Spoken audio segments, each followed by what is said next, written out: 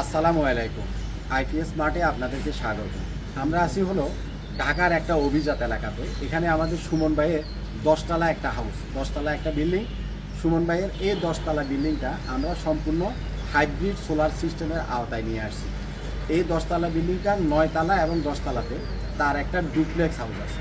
আর others ফ্লোরগুলোতে তার ভাড়াটিয়াদের জন্য অনেকগুলা মানে করা আছে আর কি, অনেকগুলো মিটার আছে বা অনেকগুলো ফ্ল্যাট আছে। তো উনার যে 10 তলা এবং 9 তলা মিলে যে ডুপ্লেক্স হাউসটা, এখানে এয়ার কন্ডিশন আছে হলো 4টা। এই 4টা এয়ার কন্ডিশনের ভিতরে দিনের বেলাতে মোটামুটি 2টা এয়ার কন্ডিশন চলে, রাত্রের বেলাতে 3টে এয়ার কন্ডিশন র্যান্ডমলি চলবে। তো সুমন ভাইকে আমরা এখানে 12,000 ওয়াটের একটা অফগ্রিড প্লাস হাইব্রিডের সোলার সেট আপ করে দিচ্ছি। এখানে আমরা দিছি হলো গ্রো ওয়াটের 12,000 ওয়াট 12 কিলো ওয়াটের একটা লিথিয়াম ব্যাটারি। এখানে আমরা দিছি হলো গ্রো ওয়াটের 12,000 ওয়াটের হাইব্রিড ইনভার্টার, অফগ্রিড হাইব্রিড যে ইনভার্টারটা সেটা। তার সাথে দিছি হলো 16 kilowatt plus 16 kilowatt, মোট 32 কিলো ওয়াট, অর্থাৎ 32,000 ওয়াটের লিথিয়াম ব্যাটারি, মানে 16 কিলো ওয়াটের 2টা লিথিয়াম ব্যাটারি। এখানে লিথিয়াম ব্যাটারি 2টা দেওয়ার কারণ হচ্ছে উনি যদি 3টা এয়ার কন্ডিশন রাত্রেবেলাতে অ্যাট এ টাইম চালায়, অর্থাৎ এই যে সামনে গরম আসতেছে, প্রচণ্ড লোডশেডিং হবে, উনি কর্মব্যস্ত মানুষ, তার 3টা এয়ার কন্ডিশন রাত্রেবেলাতে চলে। এখন রাত্রে কারেন্ট চলে গেলেও যেন 2 ঘন্টা 3 ঘন্টা 4 ঘন্টা 5 ঘন্টাও যদি কারেন্ট না থাকে, 5 ঘন্টাও যেন তিনি এয়ার কন্ডিশনগুলো সোলার থেকে চালাতে পারেন। তার জন্য 2টা 16 কিলো ওয়াটের লিথিয়াম ব্যাটারি কিনে নিয়েছেন। তো আপনি চাইলে একটাও নিতে পারেন। হ্যাঁ, 12,000 ওয়াটের গ্রো ওয়াটের একটা মেশিন, তার সাথে 16 কিলো ওয়াটের ডায়াটিসনের একটা লিথিয়াম ব্যাটারি, এটা দিয়ে আপনি সেট আপ করে ফেলতে পারেন।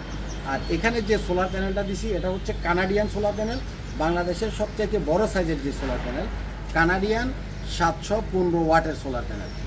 বাংলাদেশের সবচাইতে বড় সাইজের যে সোলার প্যানেল কানাডিয়ান 715 ওয়াটের সোলার প্যানেল। এটাই হচ্ছে মার্কেটের সবচাইতে বড় সোলার প্যানেল। এখানে যে স্পেসটাতে আমি দাঁড়ায় আছি, দেখেন স্পেসটা কিন্তু খুব ছোট। এটা হলো তার 10 তলা বাড়ির একটা ট্যাঙ্কি, পানির ট্যাঙ্কি।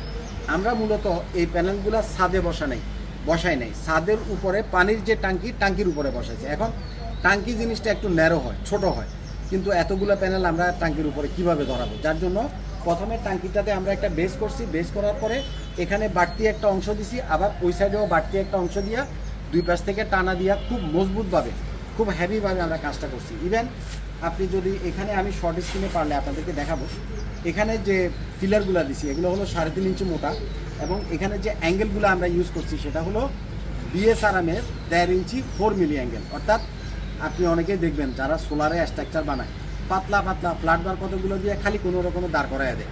হ্যাঁ, ওদের সাথে আমাদের স্ট্রাকচার কস্ট মিলবে না। আমরা প্রত্যেকটা স্ট্রাকচারই যখন যেখানে যাই, প্রত্যেকটা স্ট্রাকচারই আমরা খুবই মজবুত করে বানাই, খুবই হেভি করে বানাই, খুবই মজবুত। আপনারা আমাদের অন্যান্য স্ট্রাকচারগুলোও দেখলে বুঝতে পারবেন যে আমাদের স্ট্রাকচার কস্টটা কেন বেশি আসে। তো এখানে আমি সবসময় আপনাদেরকে বলি, আপনি ছাদে বসান বা যেখানে বসান, আপনারা লাখ লাখ টাকা দিয়ে যেহেতু সোলার সেট আপ করতে পারবেন, স্ট্রাকচারটা কেন 2টা টাকা বাঁচানোর জন্য মানে পাতলাভাবে করবেন? কারণ একটা সময়তে 2 বছর 4 বছর 5 বছর পরে যখন এই জিনিসগুলোতে জং ধরবে, তখন ঘূর্ণিঝড় হলে এটা উল্টাইয়া সোলার প্যানেল সহ যায় উল্টাইয়া পড়বে। তো কাজে এই রিস্কটা আপনারা নেবেন না। তো যাই হোক, আমাদের কাজ প্রায় কমপ্লিট। যাদের 2টা এয়ার কন্ডিশন আছে, 3টা এয়ার কন্ডিশন আছে, 4টা এয়ার কন্ডিশন আছে, তারা এ ধরনের একটা গ্রো ওয়াটের 12,000 ওয়াটের একটা মেশিন দিয়ে একটা সেট আপ করলে আপনি 2টা এয়ার কন্ডিশন, 3টা এয়ার কন্ডিশন, 4টা এয়ার কন্ডিশন পর্যন্ত চালাতে পারবেন। তার সাথে ব্যাটারি আপনি লাগলে 16 কিলো দেন, লাগলে 32 কিলো দেন, যদি আপনার আরও বেশি লাগে 64 কিলো দেন, মানে 4টা 16 কিলো ওয়াটের লিথিয়াম ব্যাটারি নেন। সেটা আপনার বাজেট নিয়ে কথা। তো যাদের লাগবে অবশ্যই আমাদের আইপিএস মার্টে আসবেন। এখানে দিনের যে বিলটা, উনি এয়ার কন্ডিশন চালাক, ফ্রিজ চালাক, টিভি চালাক, উনার ঘরে যত লোড আছে, যত যাই কিছু চালাক, দিনের বেলাতে তার 1 টাকাও ইলেকট্রিসিটি বিল আসবে না, 1 টাকাও না। ইভেন এখানে কিন্তু একটা লিফট আছে, উনি লিফটটাতে কানেকশান এখন করবেন না। যদি আপনাদের এই ধরনের বিল্ডিংগুলোতে লিফট থাকে, আপনারা সাধারণত লিফটগুলোতে বিশেষ করে জেনারেটর ইউজ করেন। হ্যাঁ, তো জেনারেটরের তেল কিনা লাগে, মেনটেনেন্স করা লাগে, অনেক ধরনের সমস্যা আছে। আমাদের সোলিসের 18 কিলো ওয়াটের 3 ফেজের একটা মেশিন আছে, যেটা শুধুমাত্র লিফটের জন্য।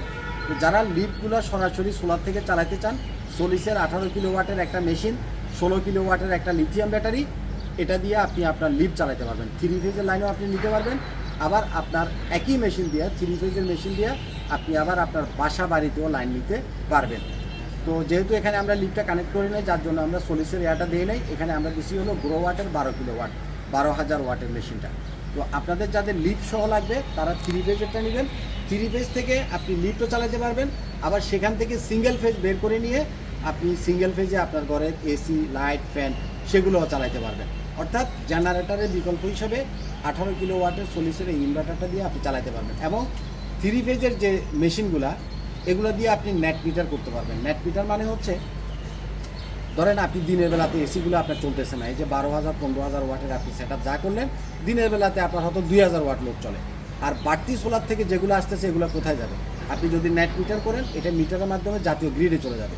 জাতীয় গ্রিডে আপনি জমা রাখতে পারবেন। আবার রাত্রেবেলা যখন আপনি গ্রিডের বিদ্যুৎটা ইউজ করতেছেন তখন